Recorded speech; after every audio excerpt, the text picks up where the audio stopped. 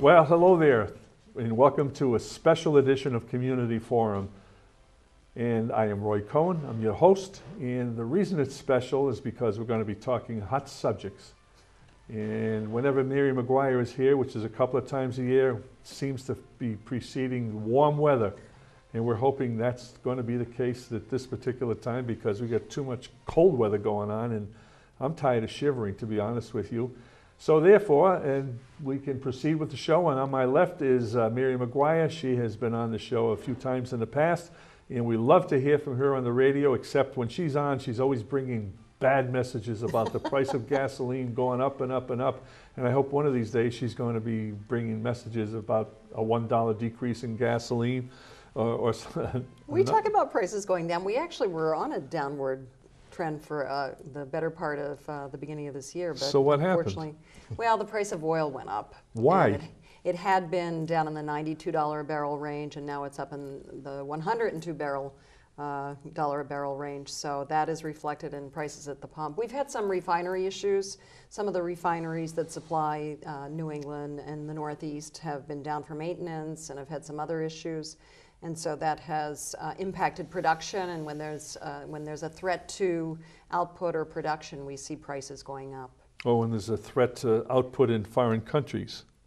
They seem to find that as an excuse to raise prices. Yeah, we've had issues in past years, the Libyan Spring, the political situation in Egypt. Whenever there is turmoil in the major oil-producing nations of the world, North Africa, the Middle East, we always see what we call a risk premium or a fear premium, which basically means that when there's a threat to production and supply of oil and gasoline, it tends to drive the price up, and we definitely feel that here in the U.S., unfortunately. When things calm down, we don't feel the prices dropping very quick. We do see the prices dropping when things calm down, but you're right, it does take some time for those prices to come down. And so as long as those prices are raised to the higher level, these companies are making more money. Well, there is such a complicated equation in today's world when it comes to the price of oil and gasoline, and there's so many factors. But the geopolitical situation absolutely, as you point out, figures into that equation very heavily. Interesting. Anyways, to further introduce my two guests, Mary is with the AAA. She's the Director of Public and Legislative Affairs. She fights the battle for us whenever there's a battle to be fought. And hopefully she's going to continue to be successful in that area. And to Mary's left, your right, is Carl G. Richardson. And Carl is the Director of Travel Administration and Product Development, and I think that's your most current title? It's changed slightly, but that encapsulates it. And Carl is going to sit and tell us about places to go. Yes. If you remember last year, we had Mary on, and Mary talked about the great places in and around New England that you could drive to because it would keep the expenses of traveling low, and we had a lot of pictures and things like that to show, and hopefully a lot of you took advantage of that. And Carl, you have other destinations that are a little further out that you want to talk about. Let me see what we have here. Orlando is a spot that seems to be pretty popular. Let me ask you this before we get started. There are different pricing structures, to the best of my recollection, that people should be aware of. For those who are in the teaching profession, they're stuck with traveling during school vacation. And school vacation rates, I guess you could consider them a gotcha. That's right. They jack them up, and it makes it very expensive for them to go, but I guess that's the only time they can go. Otherwise, they would lose their jobs if they chose to go either before or after. What about Orlando? There's places down there that are they new, or are people still going to Universal or to Disney? Yeah, it's a very valid point you bring up about time of travel and opportunity. To precede Orlando, we track where our members go so that we can be prepared with, product offerings. If we know they're going somewhere, we want to be ahead of the curve and come up with great ideas and hopefully great prices. So to your point about spring breaks or any vacation period, we try to go out a year in advance and block space, whether it be on an airline or a hotel or a cruise ship, so that we can have these great offers and protect the pricing from lock it in a year ahead of time, so as the pricing goes up with yield management, we have a reasonable price to offer to members. So we've done that in Orlando. It's the #1 destination for members in AAA Southern New England, right here around this Boston area. And so we pay a lot of attention to it. So a couple things are going on in Orlando right now. The first is Universal Orlando. Universal has had 3 hotels. They were Lowe's managed properties, kind of high-end, 4-diamond rated. In some cases, I'll speak specifically, a little above my price grade, what I want to pay to stay per night. So a lot of travelers would stay in and around the area, or maybe stay in Disney and go over to Universal for a day, but that's all changed. This coming up in March, they're going to have a new hotel opening. It's called Cabana Bay. It's going to be a 3-diamond rated property. It's going to be more moderately priced. And it's going to bring in another 1,000 rooms, and it's going to change the dynamics of Universal Orlando. So right now, any of your viewers that are still planning or want to take a spontaneous trip in April, whether it be school break or not, the Cabana Bay suites are open. These suites they accommodate 6 people, probably more of a family unit.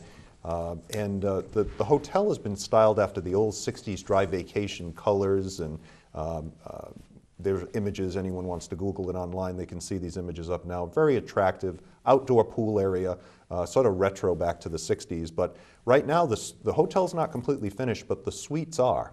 And the suites are selling for $200 a night in and around that for April spring break week.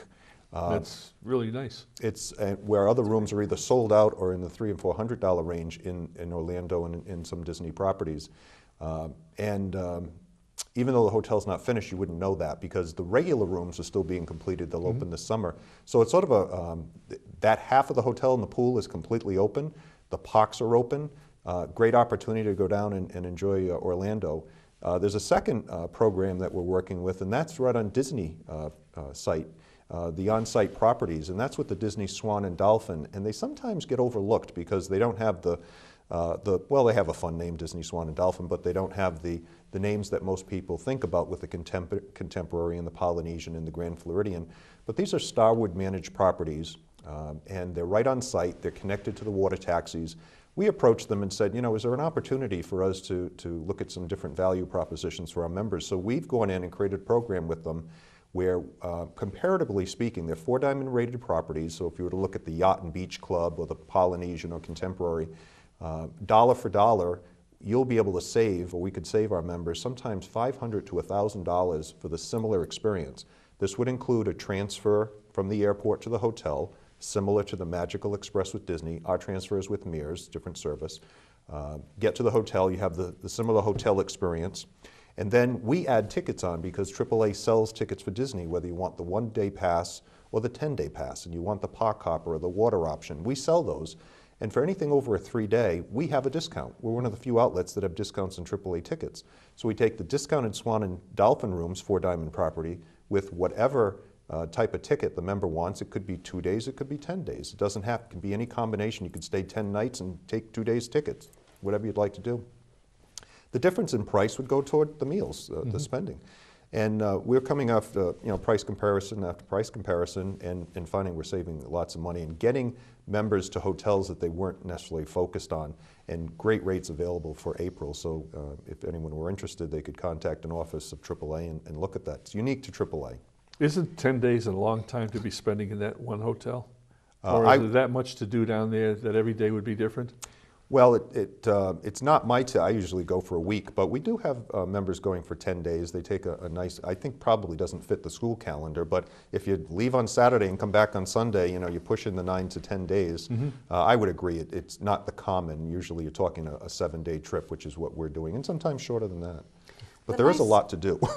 There is a lot to do, yeah. I've actually been to Orlando many times. But, the Cabana Bay option that Carl talks about, I think is really great for families. I mean, we have 3 children, so it's hard when you have to purchase multiple rooms in terms of affordability. Oh, sure. But if you can get a suite and you can sleep 6 people and it's $200 a night, it really makes the whole proposition much more financially reasonable and feasible for people, I think, which is a great option. The 200 a night is for the entire room. It's not per person or anything like No, that. that's correct, for the entire room, entire suite. Okay, Yeah. because I see these cruise deals that they have, and they have additional people. It's another huge amount of money. Right. No, it's for the whole suite, and they have a small kitchenette area, not to cook a heavy meal, but you bring in some food for the breakfast or lunches and such, save some dollars there too. What other sites to visit are there in and around Orlando, Well, besides Disney and Epcot? Yeah, you have the complete Walt Disney World complex. You know, so you have that. You have Universal Orlando now.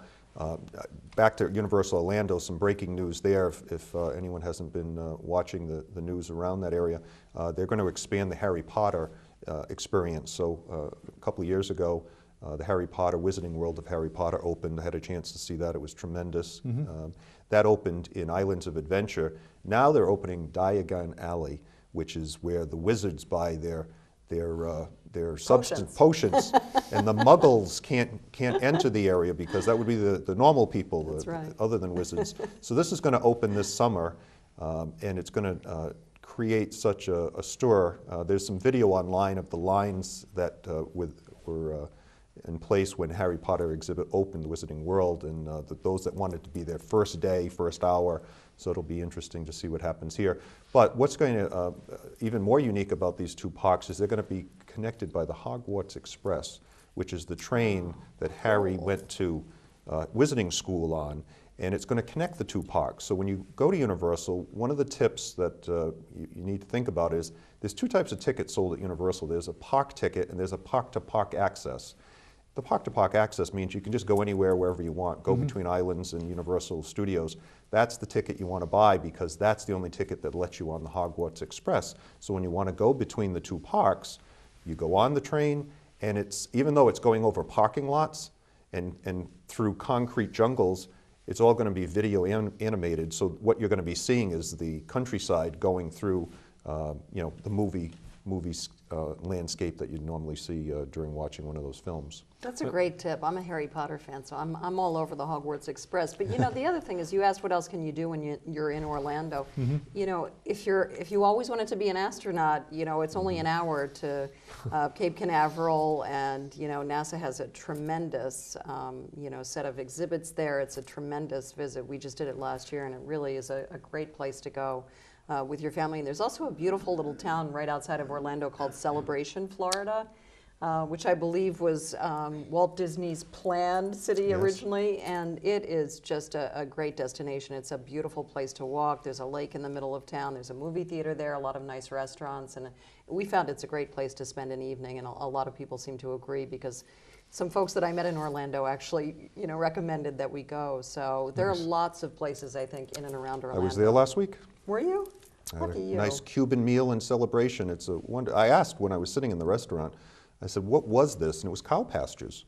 I thought it was Really? orange groves, but it was cow pastures, and they simply created this community and just beautiful houses on these streets and wonderful restaurants and an old-style movie theater. Yes. Wonderful area. Very charming. A cow pasture? Well, now what it's become. Yeah, it used to be a cow pasture. That's no bull, right? Hey, some people like cow pastures, so Yeah. there you go. Okay. All right, you provided, Kyle, you provided us with a list of your top 4 items with a couple of other extras. We don't have a whole lot of time in this half-hour segment, but can you briefly touch the drive-to location number 2? Sure. Our second most popular destination is New York City, which is, you know, odd to think of it as a drive destination because of, you know, city's not normally car friendly, but lots of our members drive to the city. I know I did just recently, sort of convenient. So it continues to be very, very popular. And always the challenge in New York City is finding affordable rooms. Again, trying to anticipate our members' needs, we've gone to a couple of hotels in the city, and Hampton Inn in particular, and created what we call a drive vacation rate. These are available on our website, and you can take a look at them. But for a couple of $100s a night, you can not only get a room at the Hampton Inn, but you can have free parking for your car. So knowing that our members are going in with their vehicle, we try to anticipate that. But I wanted to just mention that there's a new exhibit at the Public Library, the Grammy Museum at the New York Public Library. They have the Beatles exhibit going through early May, and it's free. So anyone going to New York City in the next couple of months, should try to take that in, a free exhibit celebrating the 50th anniversary of the Beatles' debut on the Ed Sullivan Show, which we probably saw that show just a few weeks ago. You weren't there then. I wasn't there for the... I was. Were you? I was too. Yeah, I remember seeing them. Yeah. I I remember do seeing them too. get off their, I think it was a Pan... You stop it. No, I do. I a watched it Pan Am in the flight. living room with my sisters. It was Yeah. great. Yeah, I remember that. I remember the beginning. And All what- right. I'm sorry, go ahead. If I could just mention one other Sure. point. The 9/11 memorial site is going to, of course it's been open for a number of years, but the museum, which is quite a moving exhibit, it's going to open this spring. And I had a chance to look through the windows at that, and it actually has some of the metal structures from the World Trade Center. It's embedded in this, and it's going to be a moving experience for anyone that's going down to the memorial, or has been and wants to go again. And that's going to open this spring. That's been 2 years under construction. Okay. Las Vegas, not necessarily a drive vacation, but Oddly enough, it is, but it's come up on our list because it's popular for flights, but also a lot of members like to take that drive. And again, these were anticipating the trips coming up over the next few months. But Las Vegas has come back. It had had a little downturn in visitorship, or visitation, I should say. But it's come back, and we've planned a trip with, well, not a trip, but a number of departures for Mother's Day and Father's Day. Our product department came up with this one, and there seems to be this element of celebration around that, where it's not stay at home with mom and dad, but it's let's take mom and dad and go.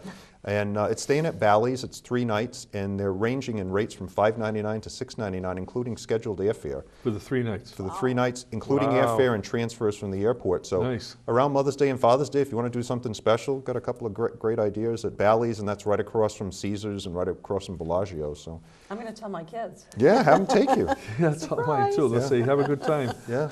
The other thing about Vegas too is that even if you're not into the gambling and the hotels, and that's all fun too, and there's so many great free attractions, you know, like the moving statues in Caesar's Palace and the volcano and all of those things.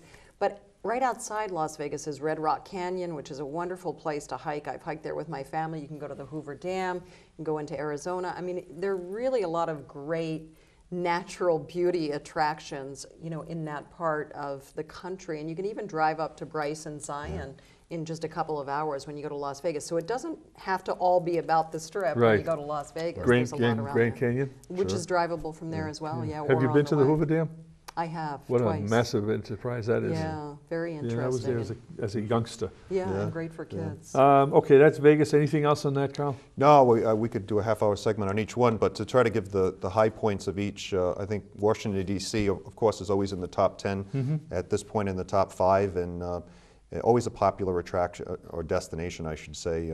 As I say, all the museums are prepaid. That's right. We Free. prepaid our admission to all of the Smithsonians and the various tours that are offered there. Which is fantastic. Where else do you go that all the museums are free? And that you Yeah. have so many fabulous museums, everything from art museums to history to technology to, you know, the Native American Indian Museum is there. I mean, it's just, you know, so much to see. It was about 7 years ago that I went to the Smithsonian, and they had a simulator there that you could sit in and fly the plane. Oh, yeah, the Air and Space Museum is Wow. fantastic. You know, it's for an exhibit. I wound up with sweaty palms. I went in with a friend of mine. He drove he flew it the first time. Then he got out and I did it myself. And this thing does the loop-the-loops. It does all the twists. I wound up with sweaty palms.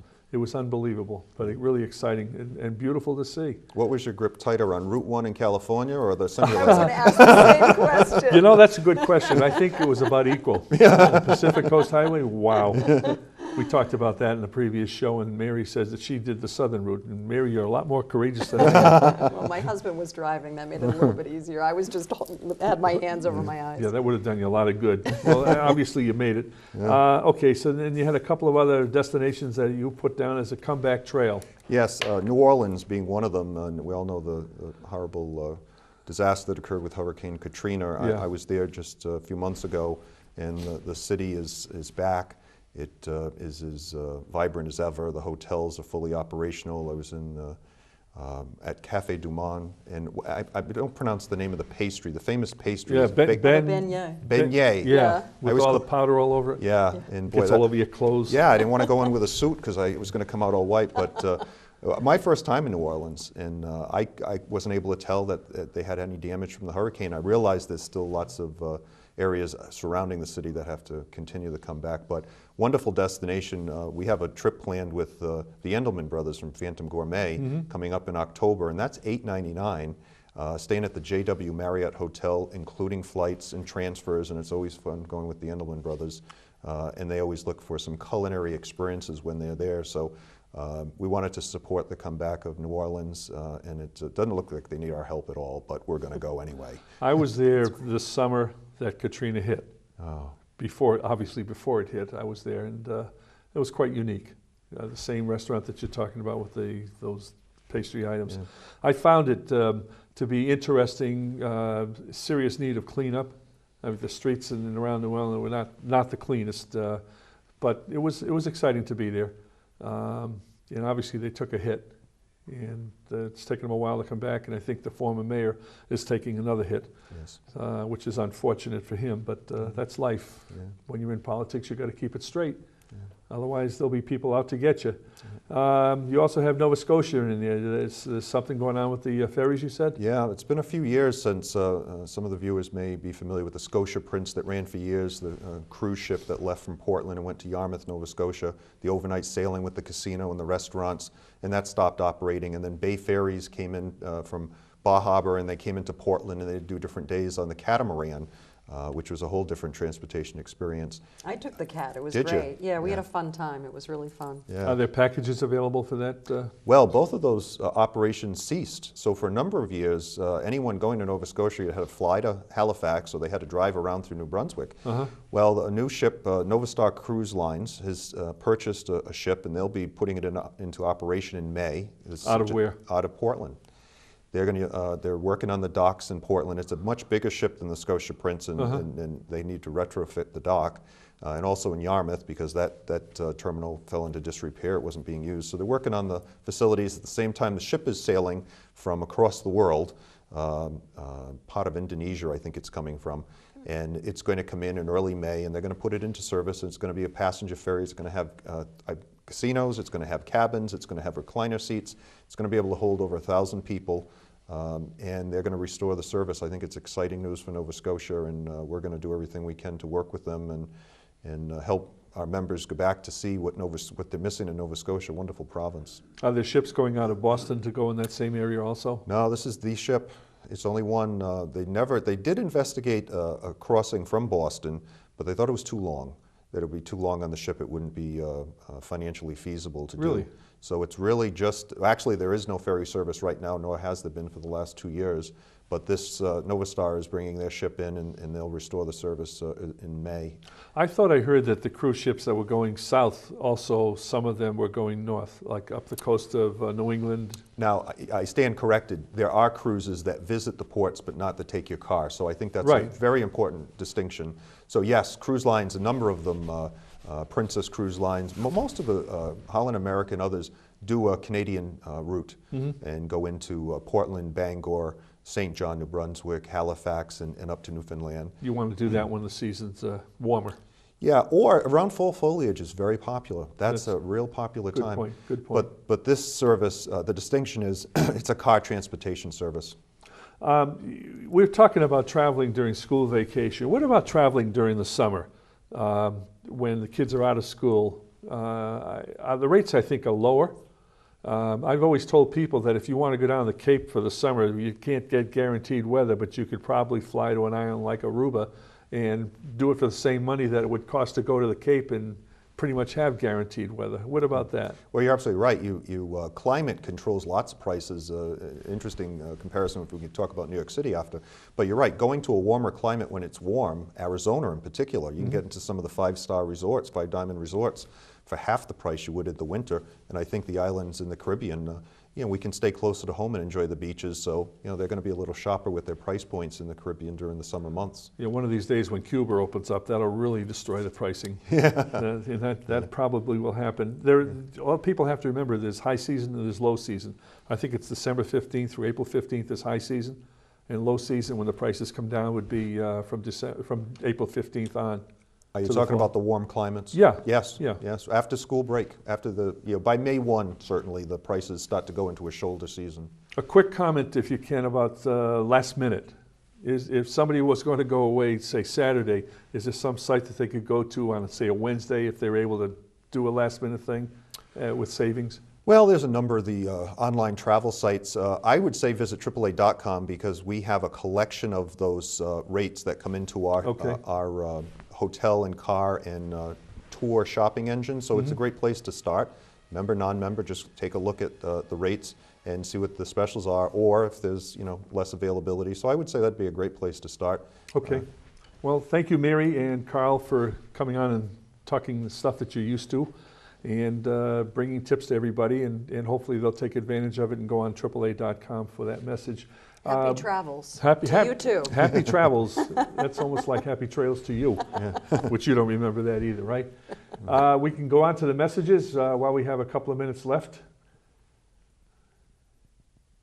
In the control booth, they're going to push the button, and we're going to see what we can talk about. Starting off with Mary Maguire's address. I'm ready email. to go anywhere that it's not 20 degrees, 30 degrees with a wind chill. Right. I'll go anywhere. I'm ready to travel. I Well, want to go here to we all go. the places. AAA Southern New England, Mary Maguire, M. Maguire at AAASNE.com. She's the Director of Public and Legislative Affairs, and Carl's address is C. Richardson at SS, I forgot the AAA. AAASNE.com. SSNE. Well, I do make mistakes once in a while. That's the first one I can think of. Carl is the Director of Travel Administration and Product Development. And next on the list is Maxie's Delicatessen. Maxie's. They provide us with the delicious platters every show for the guests and the staff, and we really appreciate that. They're at 117 Sharon Street in Stoughton, 341-1662. American Cancer Society, they're looking for volunteers. If you can help out, call 1-800-ACS-6662 or go on their website, cancer.org. Ilsa Mock's Food Pantry is St. Anthony's Free Market. For more information on that, and I'm kind of cutting these short because we're running out of time, you can call Christine Gallagher at 781-341-0611 or 781-341-0549. And the Meals on Wheels, ask for Jessica, 781-344-8882, extension 2. She'll be there to tell you how you can help out in that area. And Stoughton Penny Saver, if you have a business, you want to advertise your business, do it in the Stoughton Penny Saver for best results. They're at 27 Rose Glen Street in Stoughton, 781-344-4833. And the Community Forum show, there's the times and the dates that you can watch it. And please communicate with us by sending an email to communityforum1@yahoo.com. And the same is the case with Easton. And that's it, folks. We thank you for watching, and we'll see you again the next time. It's Roy Cohen saying adios. Bye.